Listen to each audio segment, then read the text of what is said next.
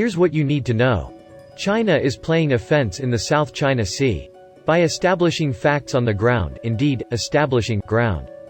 It is creating a situation in which normal U.S. behavior looks like destabilizing intervention. It's easy to imagine an even more serious confrontation in the SCS.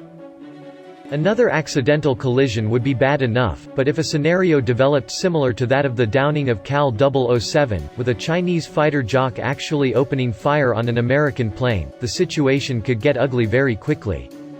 And if an American pilot fired upon a Chinese plane, the reaction of the Chinese public could become too much for Beijing to reasonably handle.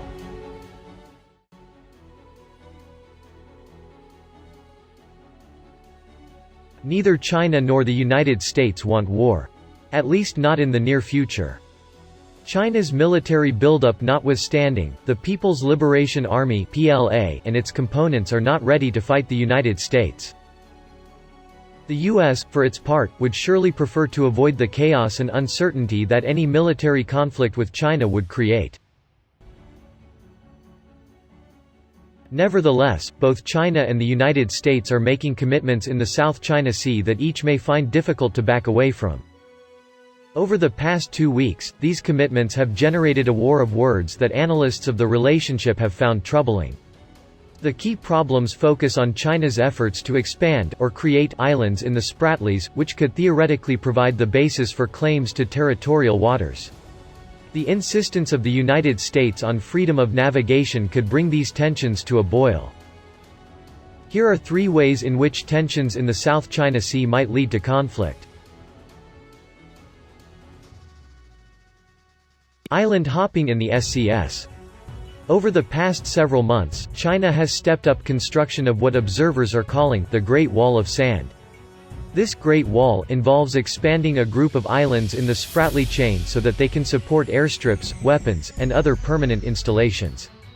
It appears that Beijing is committed to defending these new islands as an integral parts of Chinese territory, a position that the UN Convention on the Law of the Sea does not support.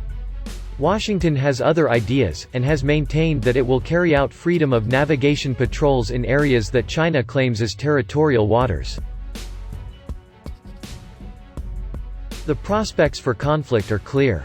If U.S. ships or aircraft enter waters that China claims, then Chinese sailors, soldiers, and pilots need to take great care about how they respond. A militarized response could quickly lead to escalation, especially if American forces suffer any kind of serious damage. It's also easy to imagine scenarios in which island building leads China to become embroiled against an ASEAN state.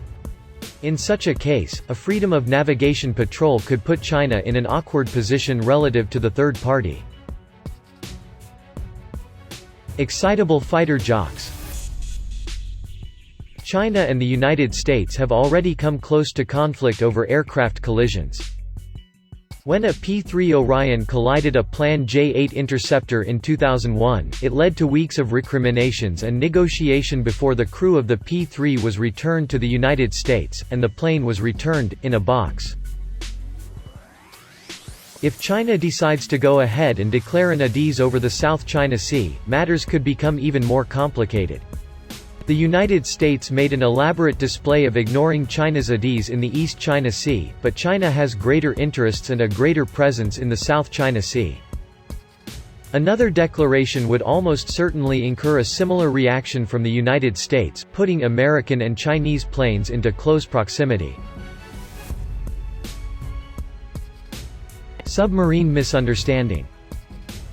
In the Cold War, the Soviet Union and NATO suffered innumerable submarine near misses, as boats hunted each other, and occasionally bumped each other, in the Atlantic, the Arctic, and the North Sea. The dynamics of US-Chinese sub-interaction hasn't yet played out in quite the same way, in part because China has yet to establish a sustained SSBN patrol, and in part because Chinese boats do not range as far as their Soviet counterparts. But as the submarine force of the plan becomes more adventurous, submarine incidents may increase. Many analysts are arguing that the plan needs to push its submarines past the first island chain in order to seriously threaten U.S. access to China's littoral. Preparing for this would require increasing the tempo of the plan's submarine operati.